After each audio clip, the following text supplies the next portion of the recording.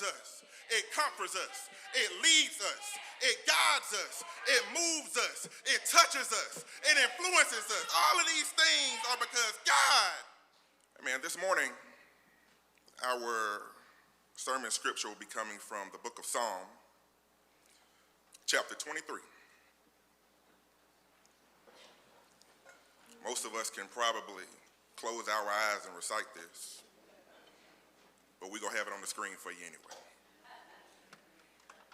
The book of Psalm, chapter 23, where we will begin reading at the first verse. And it reads, "The Lord is my shepherd, I shall not want. He makes me lie down in green pastures. He leads me beside still waters. He restores my soul. He leads me in paths of righteousness for his name's sake. Even though I walk through the valley of the shadow of death, I will fear no evil. For you are with me. Your rod and your staff, they comfort me. You prepare a table before me in the presence of my enemies. You anoint my head with oil. My cup overflows. Surely goodness and mercy shall follow me all the days of my life, and I shall dwell in the house of the Lord forever." Amen. You may be seated.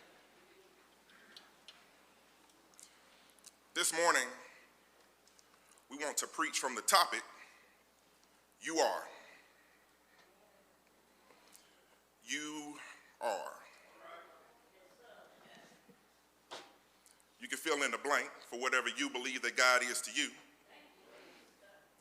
But you are.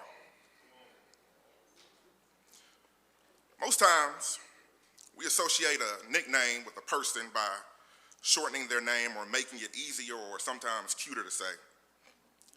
For instance, Brinley's nickname is Bryn, and Bailey's nickname is Bayshay.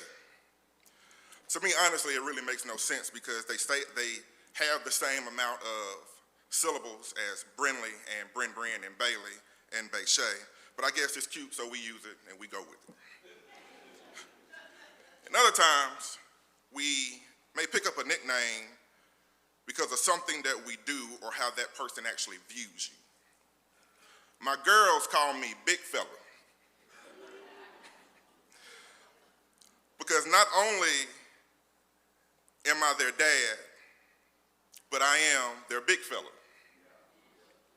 They genuinely view me as just a big guy. But what's interesting about this is they know that daddy or big fella protects them, provides for them, cares for them, cherishes them, corrects them, chastises them, disciplines them, but mostly loves them. And as we walk Psalm chapter 23, one thing that we notice is one of the ways that David views God. Now, how ironic is the opening statement in verse number 1? The Lord is my shepherd. David begins this psalm by giving us insight on where he came from. David gives us an image of his past and how at this present moment, an example of who God is to him. David, you know the story, the son of Jesse, who by his father at the moment when the Lord sent Samuel to find the future anointed king of Israel was not worth or worthy of being invited to the sacrifice to be seen. In fact, Jesse sent 7 of his boys to Samuel. And when they all weren't chosen, Samuel had to ask the question because Samuel knew the Lord had sent him. Samuel asked the question, Jesse, are all of your sons here? After confronted with the question, Jesse has to fess up and admit, no, Samuel, there's one missing. But he's the youngest, and he's out in the field keeping the sheep. And I'm gonna be honest, I'm not sure who really needs to hear this, but I'm sure there's been times in your life where your own family didn't think that you were worth or worthy of being chosen. Maybe not as king, but for that job. They counted you out because you aren't smart enough to get that degree. They decided that you weren't the one to be chosen. Lord, why you? But thanks be to God. Because watch this, Samuel said, go get him. The sheep herder, the youngest child, the one not invited to the sacrifice, the one that daddy didn't have to present himself to Samuel, the shepherd. Now, as a shepherd, David's primary job was to ensure the safety and well-being of the flock.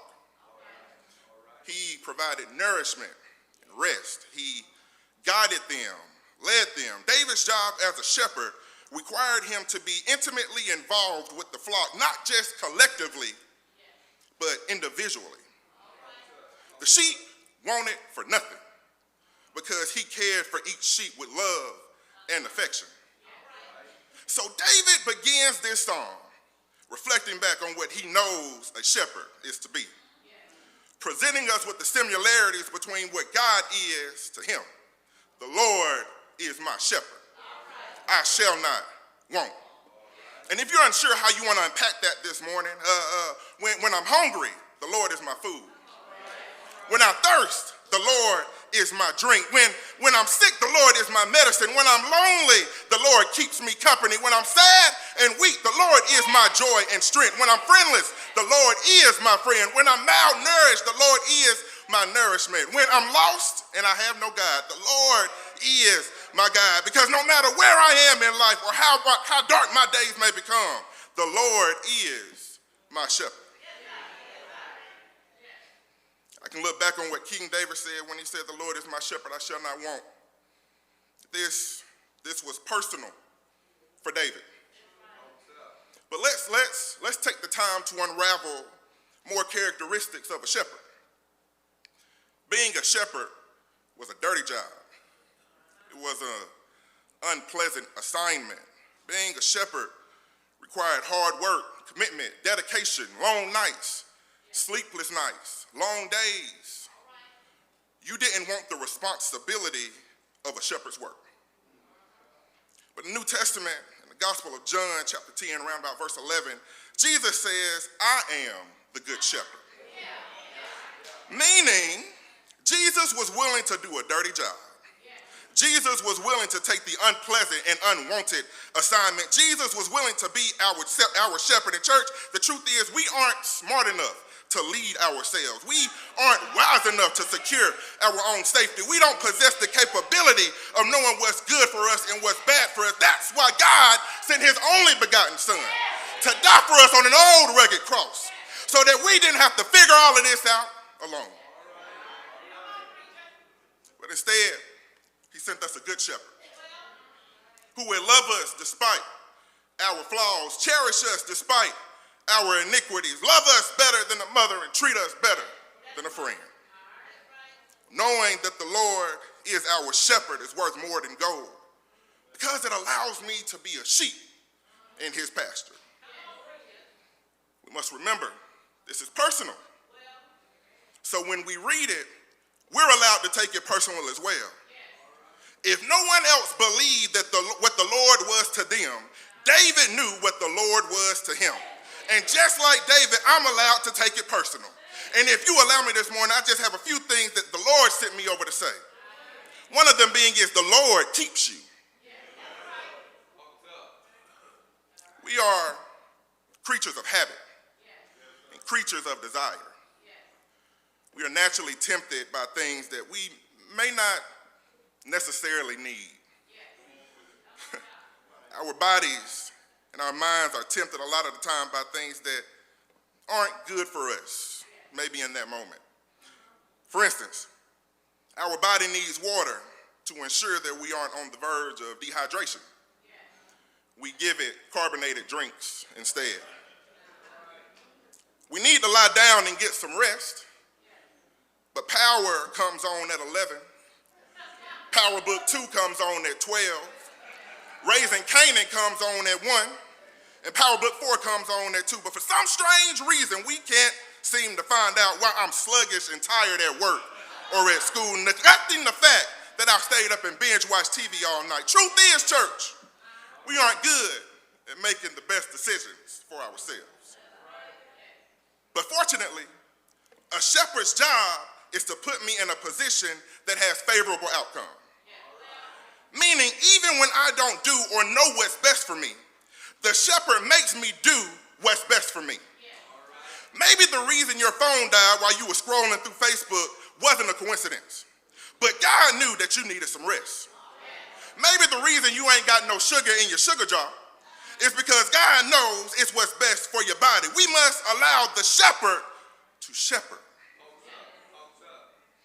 What I found out is even when I don't know to or even want to, he makes me. David says he makes me to lie down in green pasture. Truth is, a sheep doesn't always know what it needs and what's best for itself. And so it requires help from a shepherd. Philip Keller wrote a book entitled A Shepherd Looks at Psalm 23. And in that book, he writes that sheep don't lie down easily and will not unless 4 conditions are met. Because they are timid, they will not lie down if they're afraid. Because they are social animals, they will not lie down if friction is among them. If flies or parasites trouble them, they won't lie down. And finally, if sheep are anxious about food or are hungry, they will not lie down. Rest comes because the shepherd has dealt with fear, friction, flies, and famine. So my question is there anyone here that can really testify that God dealt with my problems and allowed me to rest? That God dealt with what I had going on in my life and allowed me to rest? That God took on the burden and dealt with what I had going on to allow me to rest? He changed my atmosphere because the path I was on wouldn't allow me to seek green pasture. So instead, God grabbed me and said, if you don't want to do it, I'll make you do it. God will always ensure to shepherd his sheep. But not only will he make me lie down in green pastures, he leads me beside the still waters. I found this fact interesting. Sheep don't like fast-moving water. In fact, a sheep would rather die of thirst before it takes the chance to drink from a fast-moving stream. Because if it falls in the water, their fleece becomes so heavy that it will cause them to drown. So when David says he leads me beside the still water, he's saying the Lord won't put me in danger. Church, the Lord protects me. Because I know there have been times where I've strayed away and put myself in dangerous situations. There's been times where I've disobeyed him, but because of his grace and his mercies, I'm able to testify that I would have been dead and gone. But Lord, you let me live on. David lets us know that he serves a good God and that he keeps him and he will lead him. And even when we're too stubborn to lead ourselves, the Lord keeps me. Secondly, the Lord restores me. When we find ourselves weak, weary, and worried, we may be worn down by the world or discover that we're exhausted or hurt, or maybe just tired. The Bible tells me that he restores my soul. David implies here that, yes, you're going to find yourself tired. Not only will you feel physically exhausted, but you will face times where your spirit is drained as well. When you've given out more than you've taken in. He will not only restore your soul, but he will lead you and guide you in the paths of righteousness. On that path, he will protect you, because the truth is, if restoration and protection depended on me, I would neither be restored nor protected. If I were to plan my own path, I would always fail and fall, but my restoration and protection depends on him, for he restores my soul. And he leads me in the paths of righteousness, and he will never leave me nor forsake me, for his truth is everlasting. His grace and mercy keeps me even when I don't deserve to be kept. This is done for his name's sake, meaning I don't get to claim credit for being kept. I don't get to say I'm here because I made it. But I'm here by grace, and by grace alone.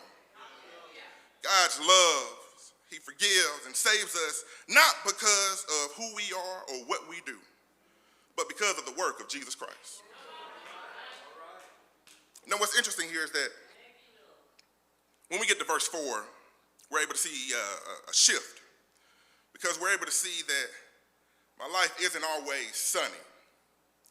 David starts out by saying, yea, though I walk through the valley of the shadow of death. But God, I know that I want for nothing. And God, I know that you will make me rest and ensure that I'm well nourished. Father, I even know that when my spiritual being is worn and weary, you will restore it. But God, David didn't say if. He didn't say I might. He didn't say there's a possibility, but verse 4 says it like this, and for sermonic importance, I want to read it from the New Living Translation of the Bible, and it reads this way: even when I walk through the darkest valleys. Church, you will face darkness. You will be placed in some troublesome situations. You will be faced with some situations that you feel like you can't make it. But there's another word that he throws in there: through. David recognized that even when he may face darkness, despair, and desolation, it isn't his destination or dwelling place. Because since he is being led by the shepherd, he is able to walk through the valley. And I must be honest, it is here where we can sometimes miss our shout.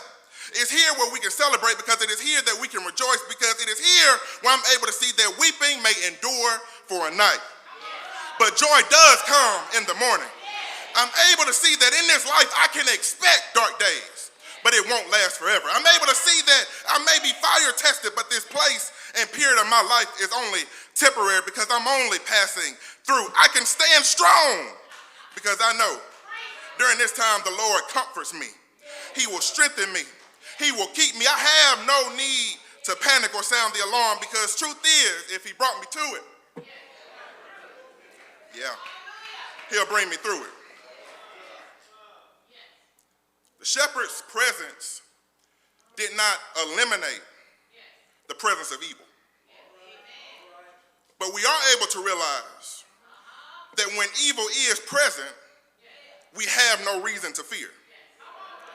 No matter the environment, no matter the problem, no matter the situation, David could set his eyes on the fact that God's shepherd-like presence is with him. And just like his shepherd-like presence was with David, God's shepherd-like presence is with us. It keeps us. It holds us. It comforts us. It leads us. It guides us. It moves us. It touches us. It influences us. All of these things are because God is in the midst. He continues to say, your rod and staff, they comfort me. God possesses things that we don't have access to. And when David refers to the rod and the staff, we must also remember that when David was a shepherd, as a child, he possessed the tools that allowed his sheep to be comforted. The rod symbolizes the protection that the Lord provides, just as the rod served and symbolized the protection that David provided for his sheep. In 1 Samuel chapter 17, David informs King Saul that there was a time where he had to save his sheep from lions and bears. And he says it like this. He says, if he arose against me, I caught him by his beard and struck him and killed him. But David continues to talk, and he says, but the Lord delivered me from the paw of the lion. The Lord delivered me from the hand of the Philistine. And the Lord will deliver me from any situation that I'm going through. And church, the same Lord that delivered him from the hand of the lion, it's the same Lord that will deliver us from depression. The same Lord that will deliver you from trouble. This is the same Lord that is a healer when I'm sick, a friend when I'm friendless, light in darkness, and strength when I'm weak. So let's not get it twisted. Even though I may be met with darkness, God will bring me through it. The Lord keeps me. The Lord restores me. And last, the Lord cares for me. Now let's not miss this. What happens here in verse 5? David transitions from God the shepherd to God the host.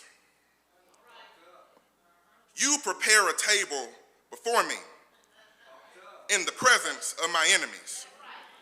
You anoint my head with oil. My cup overflows. Now back in the day, like David's day, back then, being a host was a big deal.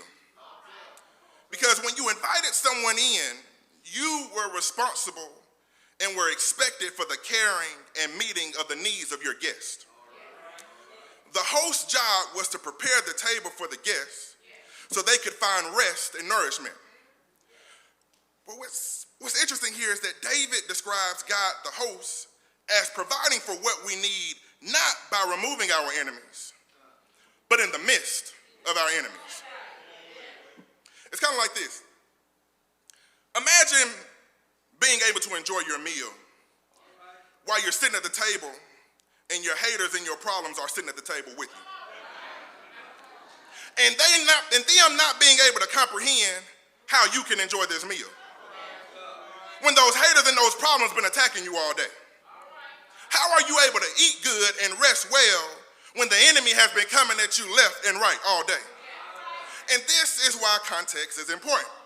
Because if I was just to tell you he prepares a table before me in the presence of my enemies, you may look at me like this is a setup. Why would God host me in the midst of my problems and my haters?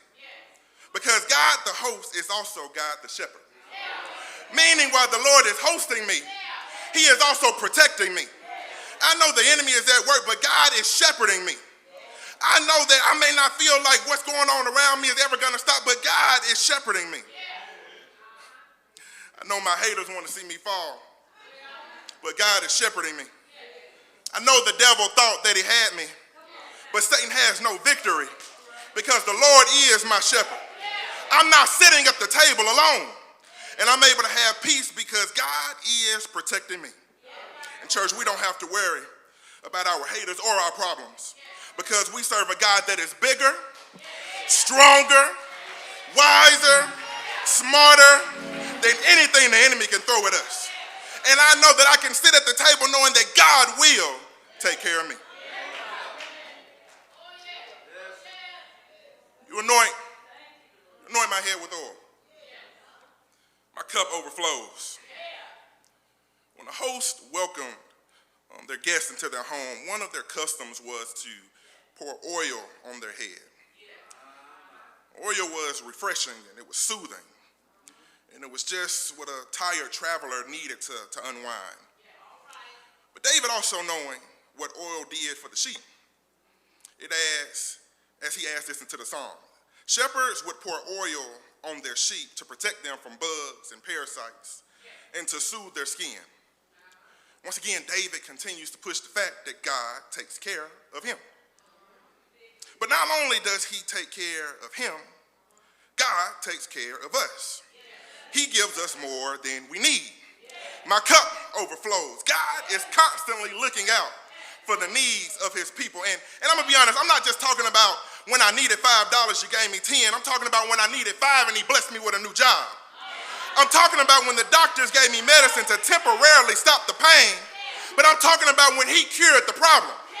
When I asked for one thing and he kept multiplying and multiplying and multiplying and giving and multiplying and multiplying. When I was in need of a friend and he said, I'll walk with you better than a brother. Trust in him who will not leave you whatsoever years may bring. If by earthly friends forsaken, still more closely to him cling. My cup overflows.